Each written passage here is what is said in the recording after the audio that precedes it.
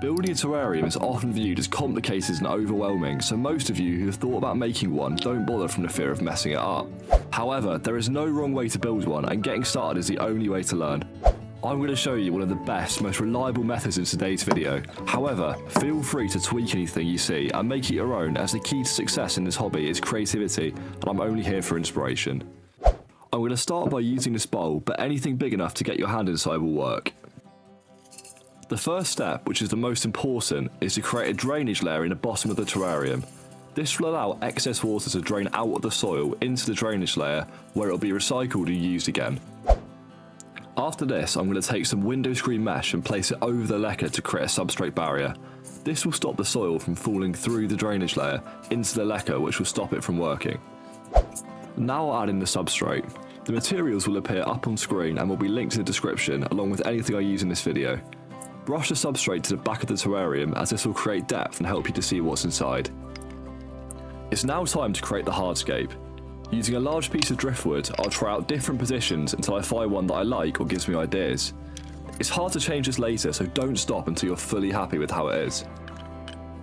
I'm also going to add this mini path made out of sand. Now it's time for planting. First I'm going to use this mini Nephrlepis fern and plant it into the back of the terrarium.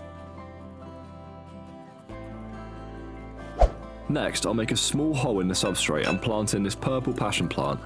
I find it best to start planting at the back with the larger plants and work my way to the front. Now we'll add in this bloodleaf plant. By adding a variety of colourful plants, we can make the terrarium look far better. Due to it being slightly too large, I'm going to trim off some of the leaves. Doing so won't harm the plant and can encourage bushier growth. I'm now going to add in this Paulownia repens. This is one of my favourite terrarium plants, as it grows rapidly like a vine, producing vibrant green leaves. After adding this Nephrlepis fern and extra piece of wood, I decided to move the Paulownia as I didn't like where it was. Now that most of the larger plants are in, it's time to add moss. I'm using moss here that I found in my garden, which is fine to do as long as you don't take too much from the area and you wash it to remove any unwanted bugs. Due to the sand path being covered up, I decided to switch to a path out of stones here instead. Alternatively, you can add more sand to replenish the path if this happens. I'm now going to start adding in plant cuttings as opposed to using plants with roots. I've taken these cuttings from well-established tropical plants that I know will root quickly. Some of the species I've used here include lots of Photonia and climbing plants like oakleaf creeping fig.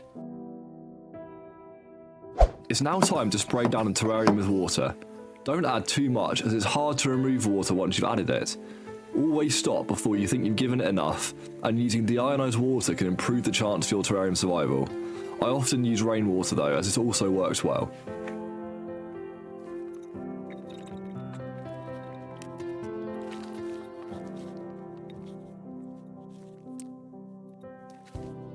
It's now time to add in Springtails. This is a crucial step if you include a wooden hardscape feature, as they are prone to mould, although Springtails will be massively beneficial to any terrarium. They eat any mould growing in the terrarium, and they break down decaying plants that may die.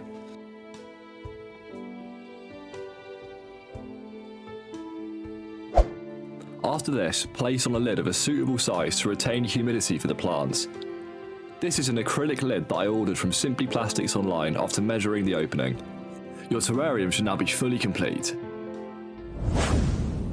If you don't know how to properly maintain your terrarium, it can quickly die, so click on this video to learn exactly the best methods of terrarium maintenance.